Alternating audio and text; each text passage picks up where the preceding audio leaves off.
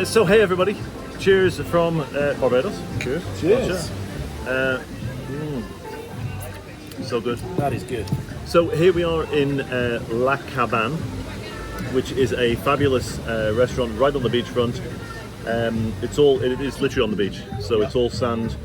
If you come here, you know, I think it's okay to wear shorts and flip-flops. And it's lovely. This is our third night. We're just trying to work out how long we've been here. It's our third night, yeah. So we have been very graciously hosted by our good friends at Barbados Tourism Marketing. And we've had a pretty full-on couple of days. On the first day, we did the Jeep Safari, Yeah. which was very bumpy. Bumpy. Very good. It was not for the faint-hearted. Really recommended. Great way to see the whole island and get a good picture. The guide, we had Ken. Who was amazing. Absolutely fantastic. He was first class. Really knowledgeable. Really passionate about Barbados. That's what really came across. Proud to be Barbados. Yeah, and Bayesian. exactly. And proud of his country, which was fabulous. We got to see the west coast, which is the rugged coast, rugged Atlantic coast. Wonderful breeze that came off. Amazing scenery. Amazing scenery, absolutely lovely. And I must point out, you know, that was our first day, and it rained a little bit in the morning, and it does tend to rain a bit in the mornings during this low season of June. But it doesn't rain for long, you know. And you dry off so fast. Yeah, you really do. As soon as the rain stops, the sun comes out, and yet you have the very weird feeling. We had it a few times of it's raining and sunshine at the same time. It's quite strange, actually. Ken called it liquid sun. Liquid sunshine. It's weird.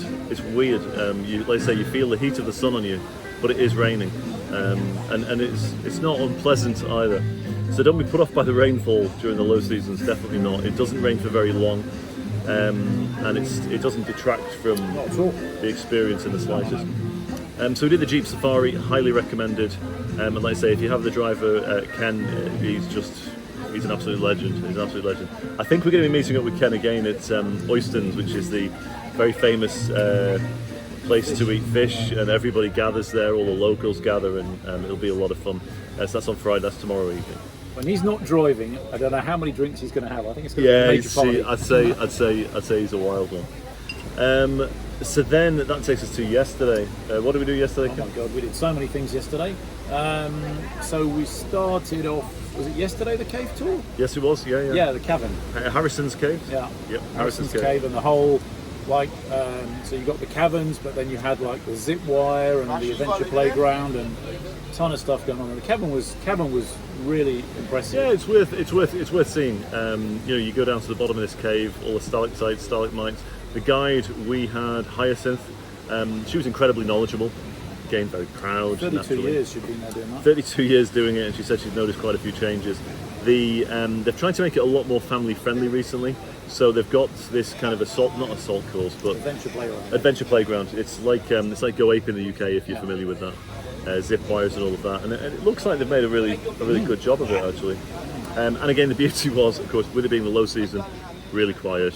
Hardly anybody there, and it was great. No queues or lines or anything. And there was an excellent video before you went into the cavern, which explained about the origin of Barbados and how it was formed from the two tectonic plates hitting and then the sediment and coming up and then coral forming.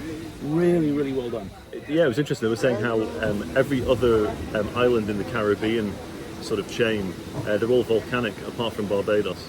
Barbados doesn't sit on the Caribbean plate, so the reason that those islands are Caribbean islands is because they sit on the Caribbean plate. Barbados kind of sits, but it straddles both the Caribbean plate and the Atlantic plate, and it was the result of those two plates coming together that pushed up Barbados.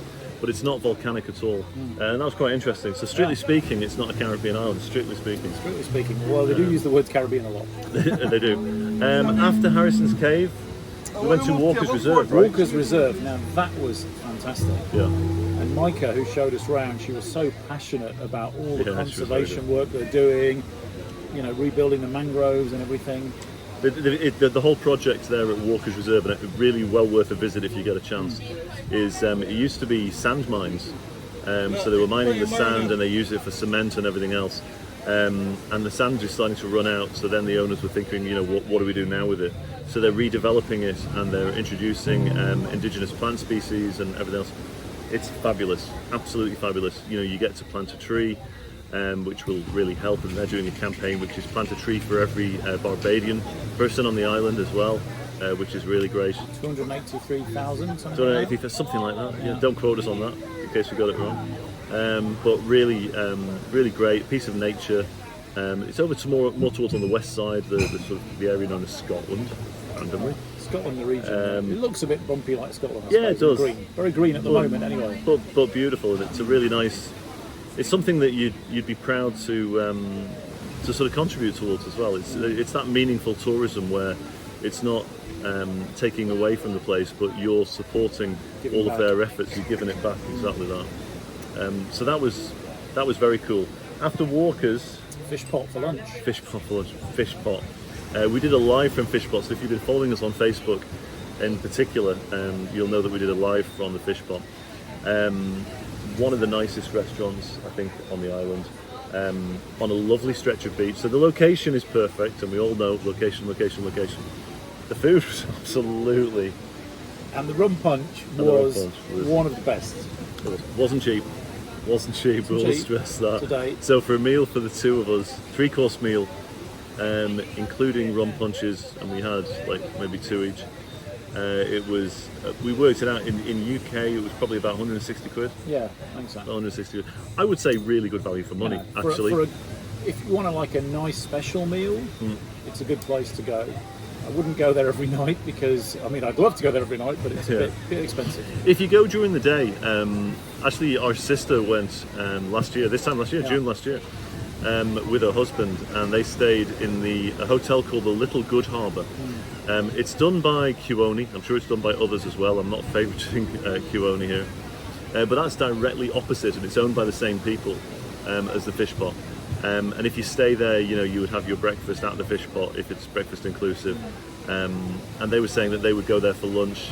They'd take their swimming trunks with them, and then at the end of lunch and having a rum punch or whatever, they would then go in. There's a little jetty, and you can run and jump off into the ocean. And it looks so good. I just wished I had my swimming trunks with me yesterday. Again, if we'd have known, if we'd have had the heads up, we would have brought our swimming trunks and a towel and gone off the end of that. But again, highly recommend it for your clients, for you yourselves. It's a wonderful spot, and somewhere I'd love to go back to, and I can understand why it's a lot of people's favourite place to go for a lunch. After the Fish Pot, well, we came back to the hotel, chilled a little bit, had a bit of a swim, cool off. Yep. And then we went to Worthing Square. Worthing Square. Again, we did a live from Worthing Square, if you caught it. Fabulous spot where you've got a number of different concessions. So it's all open air, lighting a little bit like this, very subtle kind of lighting. A DJ playing some kind of chilled out tunes, and about 15 different concessions, where you had pizza, Indian, what else? Mountain Gate rum stall. Mountain Gate rum stall, for sure, more rum cocktails. Pig's tails. I've never had this before. Barbecue pig's tails. Yeah, they were good. Very much like barbecued ribs. Yeah. Jerk chicken. The Jamaican stand, that was tremendous. There was so much food. There was loads. But I will say, we went around with a guy called Sasha, who's the owner of the whole area and the founder of it. And it was only founded about 2 or 3 years ago. And he wanted to do something different and support local businesses, especially with the pandemic being on. And he went round and he made sure that we had a little bit of food from each one of these concessionaries, and they were all amazing. The pizza in particular, it's an American guy who runs it. I've forgotten his name.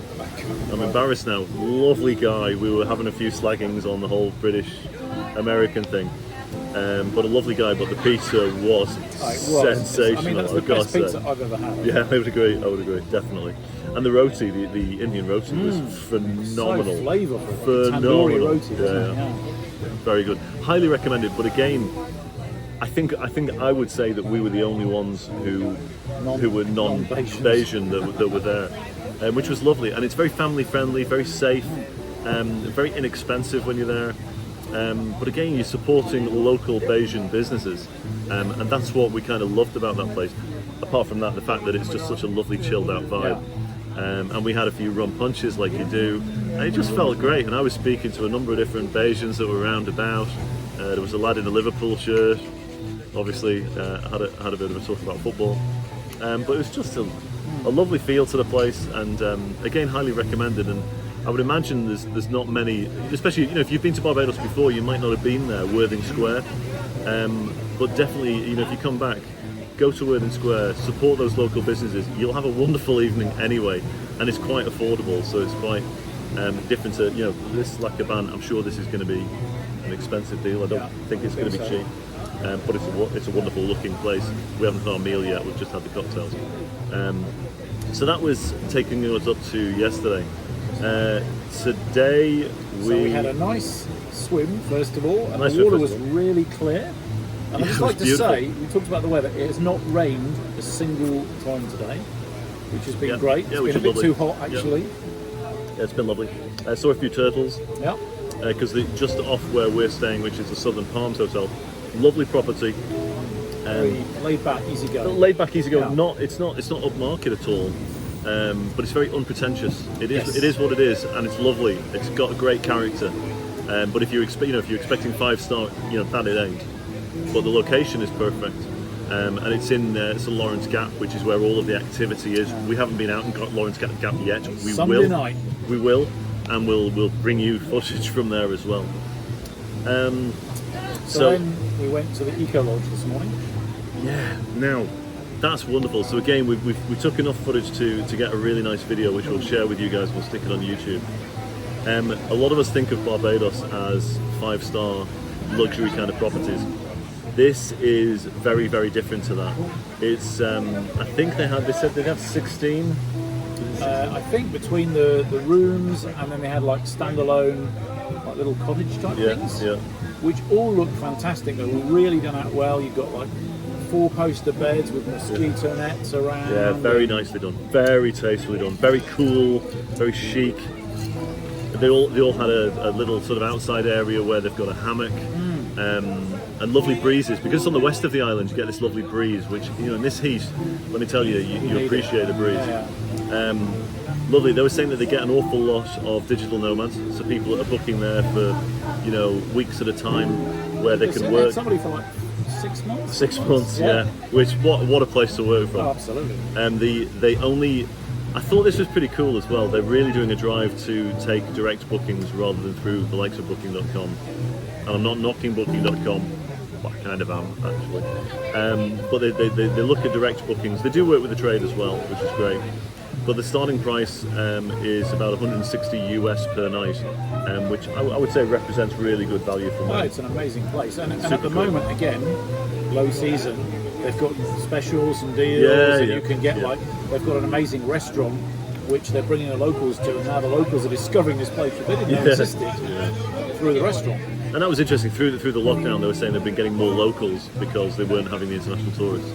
But a super cool place. Yeah. Everything highly sustainable. They've got solar panels there which power all of the heating, the heating of the water, etc. They're working on getting 100% sustainable energy sources. But everything about it, it's all done with responsible practices at mind. And you can look on their website, look on their Facebook. It's called the Eco Resort Lodge. Eco Lodge. Eco Lodge. Yeah, wonderful. We'll be sharing all about it. So again, if you follow us, you'll see the videos about it as well. But a great spot. After Eco Lodge, we Testing me now. We went to Hamilton. Pottery. Hamilton, right. Notice how agitated I get now when we talk about Hamilton. This guy's an absolute legend. So Hamilton's Pottery. Don't ask me where it's located, but again, we'll put it all up online. Even our taxi driver had never been there. He'd never been there before. Really hard to find. He's based in the middle of nowhere, or as he said, the middle of everywhere. It's in among all very lush sort of vegetation, a lot of fruit trees and everything else going on. But this guy set up about 45 years ago. He went to Venice and he saw the glassmakers, and he decided that he wanted to start to work with pottery. So that's what he does, and that's what he's done ever since. And he talked us through all of the process of creating the different works that he does. And it was just sensational, the whole story. He talks us through the clay, how they make the clay, how they bash it down and make it into this plasticine-like material which you expect. And then he threw some clay for us, and he wet it, and he showed us, he said, I'm going to make a jug for you. And he made the jug, and we've got all of this on film, so we'll be sharing this with you guys. The guy is so charismatic. Yeah. He's a true Bajan, very, very humble, which is very much a characteristic of the Bajan people, actually, and quite sort of rare. I think possibly it's to do with the British background. We're speaking to Ronnie about that. The British influence, but very, very humble. But he's an absolute legend, and when you watch him create these works, and he does it relatively quickly, effortlessly. You can tell he's an utter professional. Oh yeah, utter professional. So wonderful guy, and we videoed the whole thing all the way through, and he's just a delight. Look out for that YouTube video when we release it. You'll be really impressed. We bought a few works as well. Highly recommend that you go and see him and support what he's doing. Again, he's a Bajan guy, working with all Bajan materials, trying to do his little bit for Barbados, and he's part of the unique culture and heritage of the island, and he's a true artisan, and he's a true gentleman. He's a lovely man.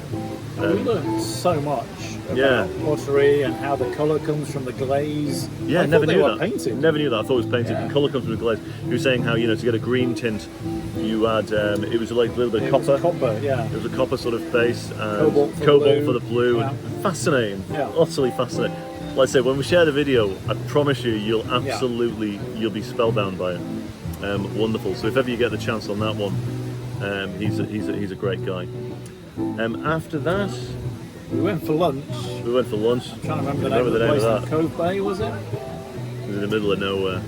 It was lovely, very rustic is the word, isn't it? Very like locally. Very, You wouldn't see many this was not a tourist place no. at all. And there was only Bajans who were in there. But a wonderful spot. Yeah, the food was good. You had the pasta alfredo. Pasta alfredo with the shrimp. It was gorgeous. You had. I had the mahi was there something like that? No, it wasn't. It was a billy fish, I think it was called. I've not heard of it before. But it was very tasty, very good. Yeah. And a little bit of corn with it. After lunch, we went to. We went to the Bank Museum.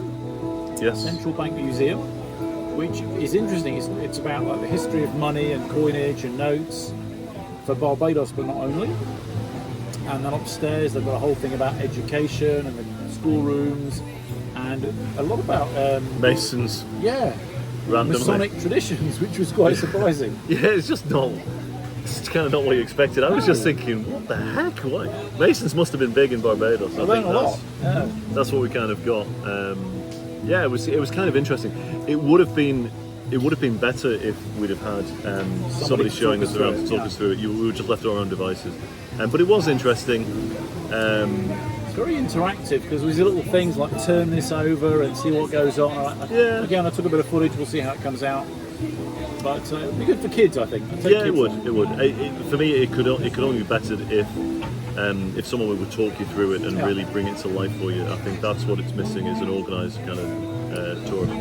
But then, speaking of talking through things, after that we went to Golden Square and had an amazing chat with Ronnie. Yeah, Ronnie's a legend.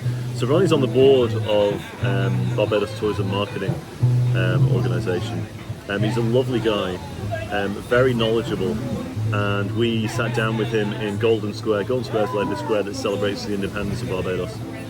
There is a wall at Golden Square. So Golden Square itself, it's not what I imagined. I don't know what you imagined. Basically, I was looking at the note. They demolished a building a couple of years back. It's quite recent, and they decided to make it into this independent square. But there's nothing there really. There's nothing. Yeah. There's a lot of seats. It's very good for what they call, if you're familiar with it in the Caribbean, liming. A lot of people lime. Are you familiar with that term? No. Liming. Liming. It's not just here, but in the Caribbean, it's just basically just chilling and hanging out. Okay. And liming's a really popular pastime. I think I'm an almost an expert limer already.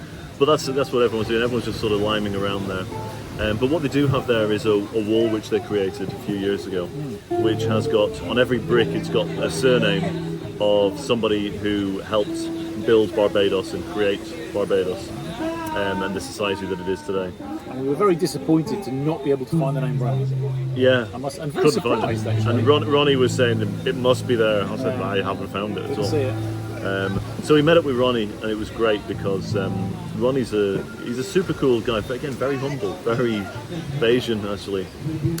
But he was just talking us through a little bit about how he got interested in tourism, why tourism is so important to him, why he's passionate about responsible tourism, photography. He got very much into. Super interesting guy. We've met up with him every night so far, and I think we're possibly meeting up with him this evening. Tonight, Should be here this evening as well. So that was lovely as well. And then we came back to the hotel, and that's basically, and now we're here having another cocktail. Cabane, having another cocktail.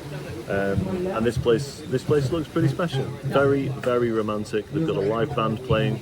I say a live band, it's two guys. A lot of sort of candlelit dinners. It'd be lovely on a sunset. And so again, depending on the time of year, sunsets now about sort of 10 past, quarter past 6. Just a little bit too late. We're just a bit too late for it.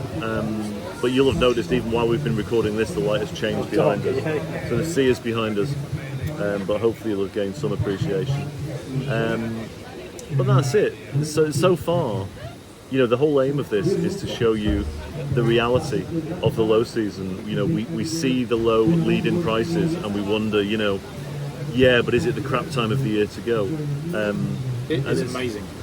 It's phenomenal. I would, and there are so few people. You can walk into restaurants like this one, and you don't need to have had a booking. You'll get a table.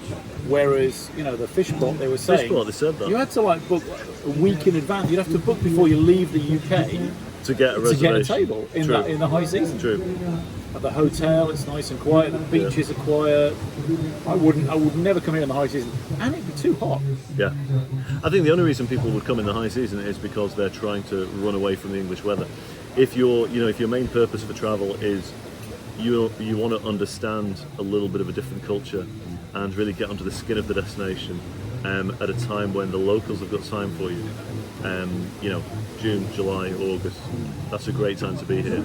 You also have the crop over festival, which kind of runs for weeks. It's very strange. It's like a harvest festival. It's like a harvest festival, but it keeps running, and it culminates in the crop over, the end of the crop over, which is in August, which would be kind of cool. But no, overall, it's got a lovely feel to it. You wouldn't be put off at all. Low season, whatever. I mean, if you find through your local travel agent a lead-in price that's super low, and you see that it's in June or July or August, and you're thinking, oh well, it's the low season. Honestly, don't be put off by it. It's a wonderful experience. I would say in many ways a better experience, but then I would say that. And then I would also say, because of that, if you can, come for 2 weeks. There is so much to see. I mean, we have been non-stop since we arrived, and we've got a packed itinerary till we leave. And even then, there are so many things we hear about. Oh, I want to see that. I'd love to see that. So that's the hard part. Yeah. The hard part with this, again, there's a lot of people, family and otherwise, that sort of say, "Oh, you guys have got a great job. You're going out there." It's really full on, and it is lovely, and it is fun, and it's great discovering these places. And it's my first time in Barbados. It's your first time in Barbados. But it's very full on, and you are just left thinking, "Oh my God, I'd love just to have one more week where we could do it actually, at more of our own pace, and really let it sort of all sink in a little bit more." But it probably won't sink in everything that we've done until we get back in the UK after 3 or 4 days. But I mean, I will definitely come back here. I'd love to come back with my wife and take her to some of these places, and I think she'd love it. And I will definitely come in the low season because it's when the best prices are. Yeah, 100%. So anyway, that's it. That was slightly longer than we planned for. It was on spec while we were waiting for our host. I shouldn't say this, but the CEO of Visit Barbados, who he's not late. He is late actually. Barbados time, baby. Barbados time, yeah. So look, we'll leave it there for now. But thank you very much for watching this. Hope you found it interesting. If you've got any questions or comments or recommendations, in fact, for Barbados, do let us know. We'll get this posted up. By the time we post this up, we'll probably be back. Although maybe I'll get it posted tomorrow. It depends on the Wi-Fi. That's what I will say about Southern Palms. Fabulous property. The Wi-Fi, I'm sorry, it's not good enough for me. But that's it for now. Very much a cheers from Cheers. Cabane, and we'll see you next time.